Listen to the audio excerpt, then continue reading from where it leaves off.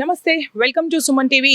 ఆర్మూర్ పట్టణంలో గణేష్ నిమజ్జనం సందర్భంగా జరగబోయే శోభాయాత్రలో ఎలాంటి రూల్స్ ఉండాలి, ఎట్లా ట్రాఫిక్ ని పాటించాలి అనేసి ప్రజలను ఉద్దేశించి అధికారులకు సూచనలు ఇస్తూ ప్రజలకి ఎలా ఉండాలి ఏంటి అనేది కూడా సిపి గారు చెప్తున్నారు. ఆర్మూర్ పట్టణంలో జరగనున్న గణేష్ నిమజ్జన శోభాయాత్రకు సంబంధించి పోలీసుల శాఖ సమగ్ర ఏర్పాట్లు చేస్తోంది. ఈ క్రమంలో గౌరవనీయులు నిజామాబాద్ సిపి సాయి చైతన్య గారు శోభాయాత్ర సాగబోయే ప్రధాన రూట్ను, రహదారి మరమ్మత్తు పనులు, అలాగే గండ్ల చెరువు వద్ద ఉన్న నిమజ్జన ఘాట్లను స్వయంగా పరిశీలించారు. శోభాయాత్రలో కాంట్రాక్టర్లు చేపడుతున్న బ్యారికేడింగ్ పనులు, రహదారి మరమ్మత్తు పనులు, పటిష్టమైన సెక్యూరిటీ ఏర్పాట్లను పరిశీలించారు. భక్తుల రాకపోకలు సజావుగా సాగేందుకు బ్యారిగేట్లు సరిగ్గా ఏర్పాటు కావాలని, వర్షాల కారణంగా దెబ్బతిన్న రహదారులు వెంటనే మరమ్మత్తు చేయాలని సంబంధిత అధికారులకు ఆదేశించారు.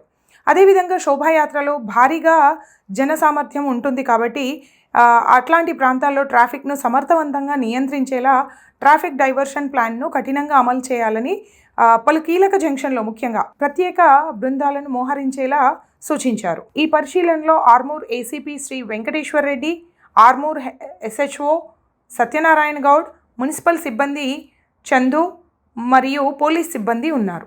ఇలా ఆర్మూర్కి సంబంధించి, నిమజ్జనానికి సంబంధించి, శోభాయాత్రకు సంబంధించి ఏర్పాట్లు జరుగుతున్నాయి.